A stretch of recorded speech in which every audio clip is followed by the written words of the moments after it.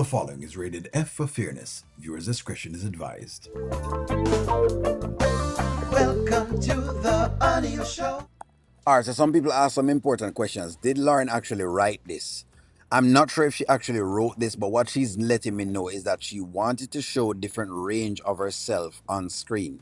She wanted us to tell the story. Basically, she wanted to tell the story and be vulnerable enough to use herself to tell the story. She also wanted to show Dan in a different light and to advertise their talent to be able to tackle a topic like a DV. Again, it is triggering because we don't like that.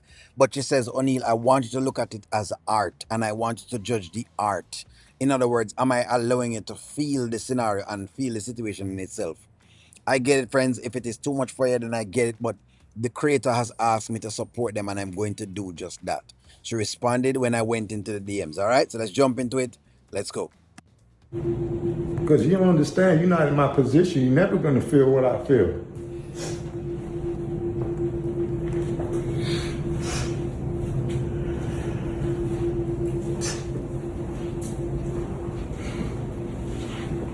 I'm just trying to protect you from Wayne. You know, I'm just trying to protect you from getting hurt. I don't need protection from him.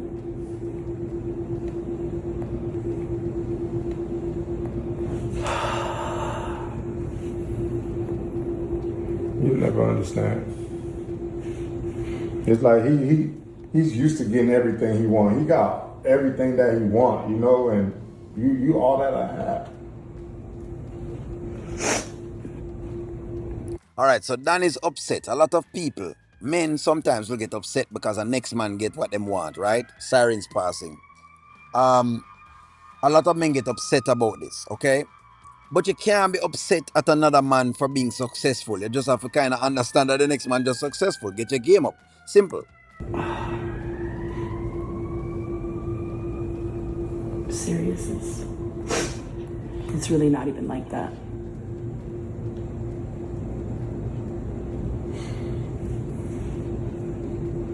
I swear it's really not. I don't know what else you want me to do to try to prove that to you. I just think you've gone too far. I'm willing to go as far as I could. I'm willing to go as far as I could.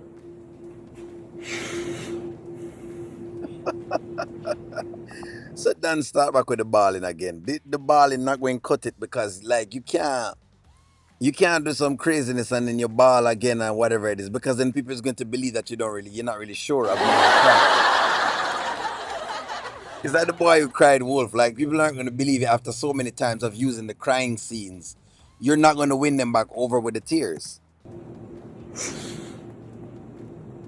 I can't keep doing this, Dad. I can't. I'm just letting you know. If I can't get it to you, I'll get it to Wayne.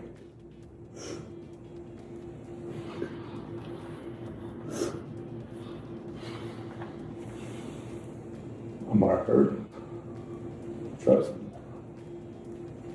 I might be on the news. I might be on the shade room. But just know that it's going to be a sacrifice. For women like you, don't play with men like me. So that is the main ear of the story, okay? So the main ear of the story that Lauren wanted told and Dan wanted told was how women play with men. Okay, so a lot of things that's going on right now in society where you have women who say, them want to ask a guy for monies or they may tell the guy them have something going on or, you know what I mean, or them want these dates or they want these things from men. And what Lauren is saying to me, based on her DMs, what she's saying is that O'Neill, you have these women who are asking for these flamboyant things, but they don't remember that these things come with certain stuff, and this is exactly what it comes with. That's what she's saying. And so now that's why basically Dan is giving the line out where he's saying, you might see me on the Shade Room, or you might see me on Shannon Sharp, or you might be here on O'Neill TV. And I may have to talk about you on the news, but this is why it happens. So they want us to see into the lens of when a man goes crazy or when he goes off of the rails. What is making him go off of the rails? Him not just sometimes go off of the rails, but what is making him go off of the rails? It may be some scenario where a woman was trying to be slick and then it turned against her. That's what he wants us to see, and that's what she wants us to see, how women do these things some of the times. That's what they're asking. And for people like Wayne know not to play by my sheet. Okay, Dan, fine, I promise. I'll leave him alone. I will leave Wayne alone, I promise. You leave him alone? Yes. Let me ask you a question. Do you love him?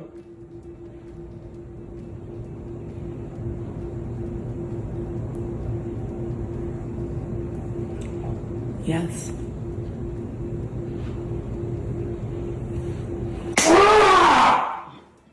After everything I do for you, and this is how you, what do I gotta be a comedian?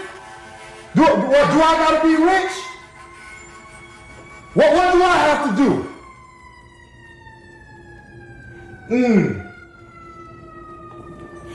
I know where you stay at.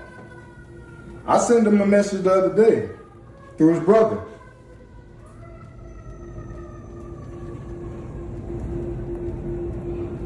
Okay, so they wanted us to show you, and I apologize for the truck passing by. I like to be outside right now. So they wanted me to show you basically something else again.